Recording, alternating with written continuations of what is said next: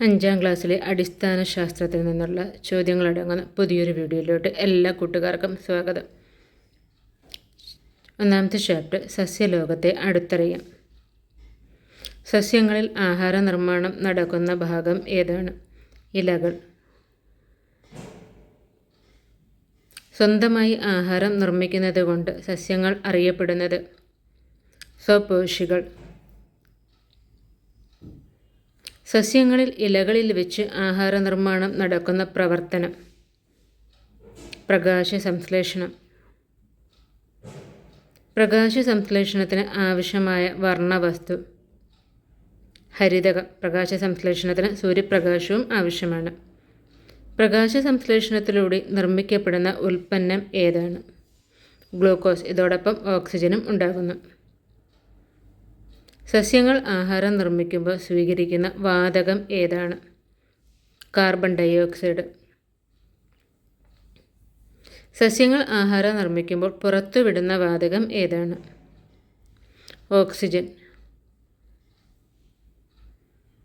രാത്രിയിൽ പ്രകാശ സംശ്ലേഷണം നടക്കാത്തതിനാൽ ഓക്സിജൻ സസ്യങ്ങൾ പുറത്തുവിടുന്നില്ല. പ്രകാശ സംശ്ലേഷണ സമയത്ത് ഉണ്ടാകുന്ന ഗ്ലൂക്കോസ് പിന്നീട് ഏത് രൂപത്തിലാണ് മാറ്റപ്പെടുന്നത്? അന്നജം. ഇലകളിലെ ചെറിയ സുഷിരങ്ങളിലൂടെ അന്തരീക്ഷത്തിൽ നിന്ന് സസ്യങ്ങൾ വലിച്ചെടുക്കുന്ന വാതകം. Carbon dioxide. ഇലകളിൽ വാതക വിനിമയം നടക്കുന്ന ചെറിയ സുഷിരങ്ങൾ ആസ്യരന്ധ്രങ്ങൾ എന്നാണ് അറിയപ്പെടുന്നത്.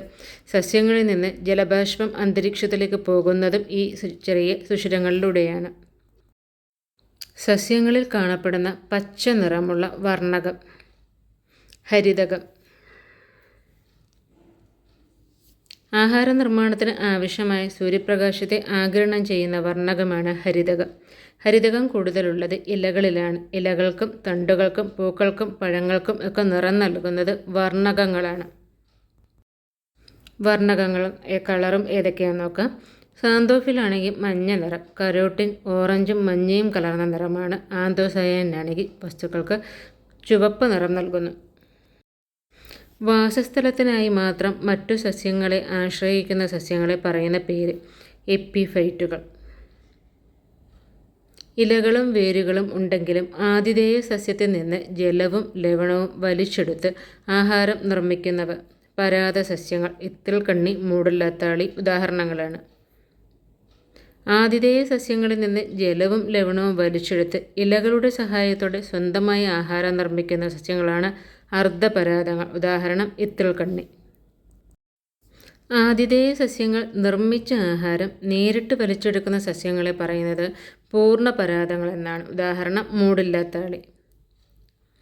അർദ്ധപരാതങ്ങളും പൂർണ്ണപരാതങ്ങളും ആതിഥേയ സസ്യത്തിന് ദോഷം ചെയ്യുന്നവയാണ്. ജീർണ അവശിഷ്ടങ്ങളിൽ നിന്ന് പോഷകഘടകങ്ങൾ ആഗിരണം ചെയ്ത് വളരുന്ന സസ്യങ്ങളെ വിളിക്കുന്ന പേര് ശവോപജീവികൾ. നിയോട്ടിയ, മോണോട്രോപ്പ എന്നിവ ഉദാഹരണങ്ങളാണ്. റൊട്ടിയിലും അച്ചാറിലും ഒക്കെ വളരുന്ന പൂപ്പലുകളെല്ലാം ശവോപജീവികളാണ്. പൂപ്പലുകൾ സസ്യവിഭാഗത്തിൽ പെടുന്നവയല്ല. കൂണുകൾ പൂപ്പൽ വിഭാഗത്തിൽ പെടുന്നവയാണ്. മറ്റു ചെടികളിൽ പടർന്നു കയറുന്ന ദുർബലകാണ്ഡ സസ്യങ്ങളെ വിളിക്കുന്ന പേര് ആരോഹികൾ. ഉദാഹരണം കുരുമുളക്, പാവൽ, പടവലം. ചെടികളെ താങ്ങി നിർത്താൻ കഴിവുള്ള വേരുകളെ എന്താണ് പറയുന്നത്? താങ്ങുവേരുകളും പൊയ്കാൽ വേരുകളും. ശിഖരങ്ങളിൽ നിന്ന് താഴേക്ക് വളരുന്ന വേരുകളെ വിളിക്കുന്ന പേര് താങ്ങുവേരുകൾ. ഉദാഹരണം പേരാൽ.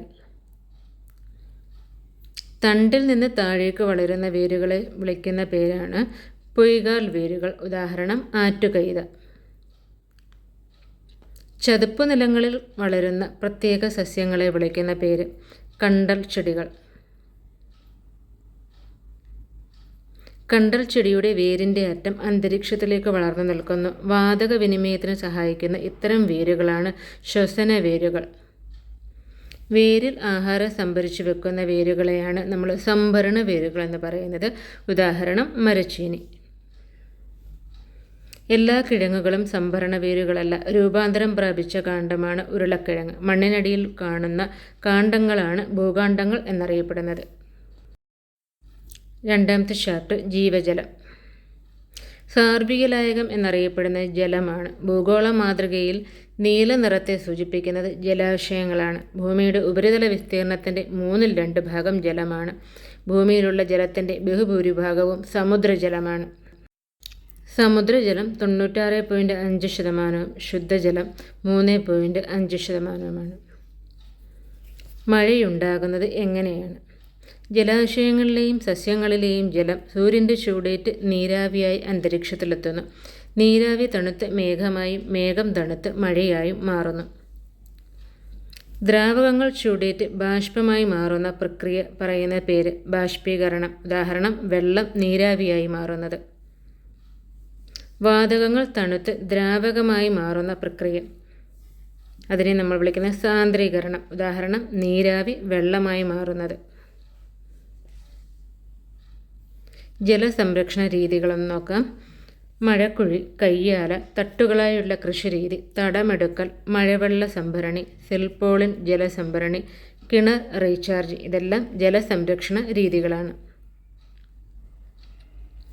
3ാമത്തെ ചാപ്റ്റർ മാനത്തെ നിഴൽ കാഴ്ചകൾ. പ്രകാശത്തെ പൂർണ്ണമായും കടത്തിവിടുന്ന വസ്തുക്കളെ സുതാര്യ വസ്തുക്കളെന്നും പ്രകാശത്തെ കടത്തിവിടാത്ത വസ്തുക്കൾ അധാര്യ വസ്തുക്കളെന്നും ഭാഗികമായി കടത്തിവിടുന്നവയെ അർദ്ധധാര്യ വസ്തുക്കളെന്നും പറയപ്പെടുന്നു.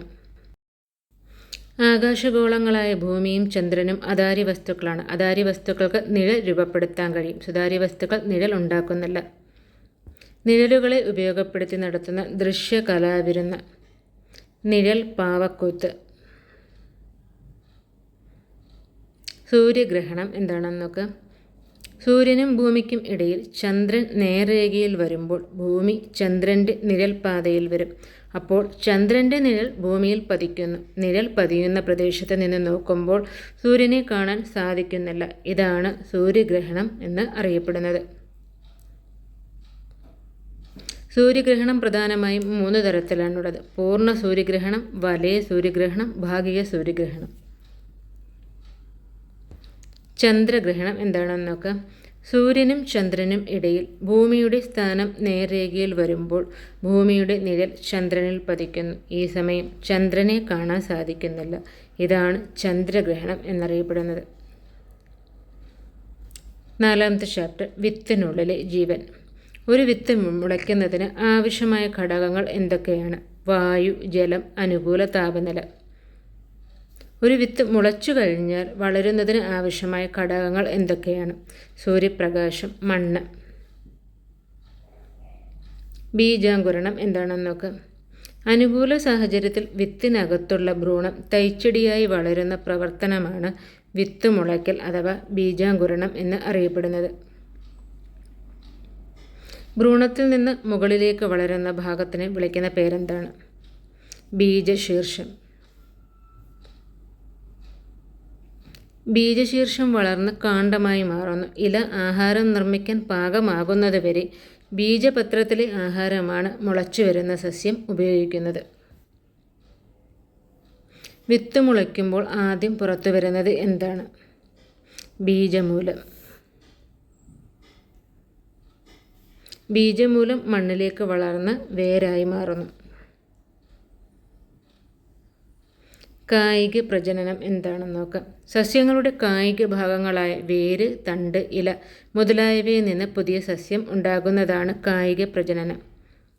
ഒരു സസ്യത്തിൻ്റെ വിത്തുകൾ വളരുന്നതിന് ആവശ്യമായ മണ്ണ്, സൂര്യപ്രകാശം, ധാതു ലവണങ്ങൾ എന്നിവ ലഭിക്കുന്നതിനായി വിത്തുകളെ പല ഭാഗങ്ങളിലായി വിതരണം ചെയ്യപ്പെടുന്ന രീതി അറിയപ്പെടുന്നത് എങ്ങനെ? വിത്ത് വിതരണം.